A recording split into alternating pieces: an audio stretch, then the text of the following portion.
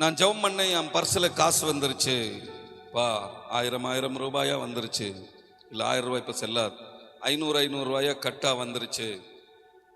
அப்படியெல்லாம் இருந்ததுன்னா உலகமே கிறிஸ்தவமாக மாறிடும். எல்லாருமே ரசிக்கப்பட்டு அப்பாடா எதுக்கு ரிசர்வ் பேங்கை அடைச்சிருவாங்க, இப்போ எதுக்கு நம்ம போய் இப்போ அச்சடிச்சுட்டு அதான் ஆண்டவரே கொடுத்துட்றாரு நேரம், இனி ஆண்டா நம்ம அச்சடிச்சுக்கிட்டு கொடுத்துட்டு போய் விட்டுருவாங்க.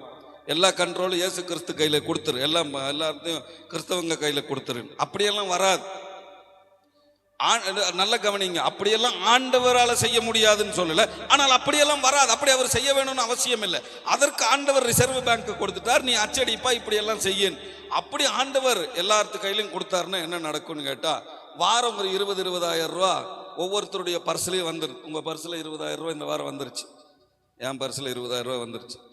இங்க இருக்கிற எல்லாத்துடைய பேக்கு திறந்து பார்த்தீங்கன்னா 20,000 ரூபா இருக்கு.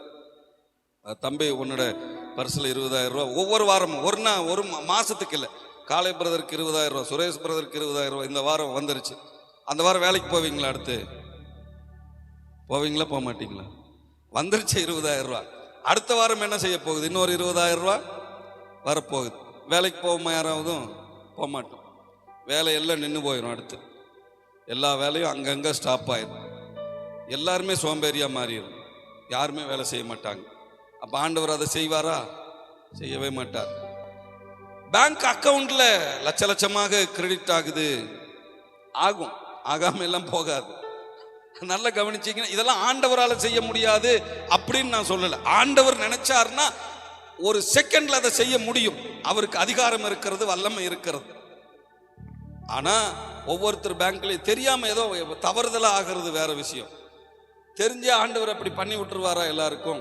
ஒருத்தர் பலவிதமான தேவையோடு இருக்கிறாங்க, அவங்களுக்கு கட்டாயம் இது தேவை, ஆண்டவரால் அந்த தேவையை நிறைவேற்ற முடியும், அதெல்லாம் இல்லைன்னு சொல்ல.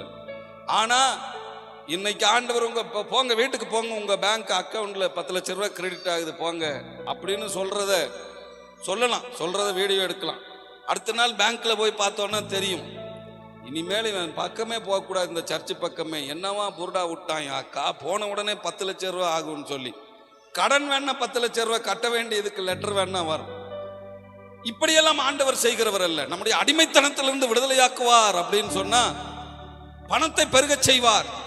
செய்ய மாட்டார்னு சொல்ல, நல்லா கவனிச்சுக்குங்க. ஆண்டவர் இதை செய்ய மாட்டாருங்கிறது நான் சொல்லல, ஆண்டவரால் செய்ய முடியாதுன்னு சொல்லல.